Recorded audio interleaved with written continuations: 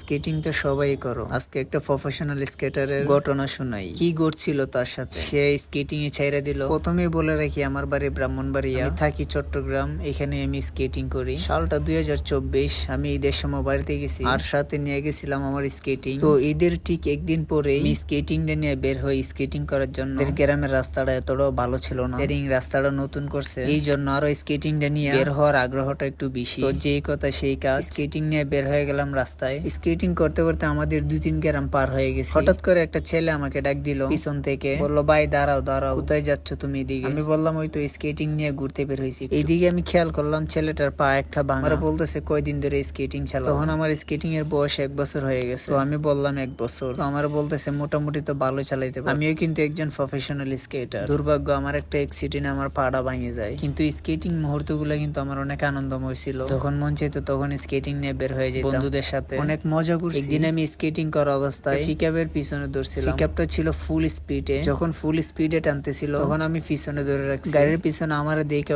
আরো স্পিড বাড়াই দিয়েছে। এমন স্পিড তুলছে যে এটা আমার ব্যালেন্সের বাইরে। একটা পর্যায়ে আমি গাড়ি ছাইরা দিই, যে না খালি গাড়িটা ছাড়ছি তখন আমি 2টা বাউস খাইছি, আর আমার ব্যালেন্স হাইরা যায়, আর আমি এদিকে গাছের সাথে ধাক্কা খাই। আর যেহেতু ফুল স্পিডে আসছিল, গাছের সাথে ধাক্কা খাই, আমার ফাটা ভাঙা যায়। তারপর থেকে আমি আর স্কেটিং চালাতে পারি না। অনেক ইচ্ছে হয় স্কেটিং করার, পা ভাঙ্গা, তাই চালাইতে পারি না। আমার স্কেটিং গুলো এখন আমার বাসায় আছে, এটা আমি বিক্রি করি নাই, এখনো রয়ে গেছে, কারণ এটা আমার শখের একটা জিনিস ছিল। দোয়া করি আমার মতো কারো যাতে এরকম না হয়। তোমার বড় ভাই হিসেবে একটা কথা, কখনোই গাড়ির পিছনে ধরে টপ স্পিডে চালাবা না। তোমার একটু ডিসব্যালেন্সে তোমার এক্সিডেন্ট নির্ঘাত। তাই স্কেটার সবাইকেই বলি, স্কেটিং করো কিন্তু খুব সাবধানে। এটা চালাইতে যতটুকু সহজ, কিন্তু একটু ডিসব্যালেন্স হইলে এটা অনেক ভয়ঙ্কর। প্রত্যেকটা স্কেটারদেরকে আমি সতর্ক করার জন্য মূলত এই স্কেটারের ঘটনাটা তুলে ধরলাম। আর এই স্কেটার ভাইয়ের জন্য দোয়া করবো, আল্লাহ না করুক এই ঘটনাটা আমাদের সাথেও করতে পারে। তাই যে এখান থেকে স্কেটিং করো না কেন, সাবধানে স্কেটিং করবা, তোমার নিরাপত্তা নিশ্চিত করে স্কেটিং করো। আজকের ভিডিও এই পর্যন্ত। লাগলে বন্ধুদের কাছে শেয়ার করে দিও, অন্তত এই ভিডিওটা দেখে তোমার অন্য একটা বন্ধু সতর্ক হতে পারবে।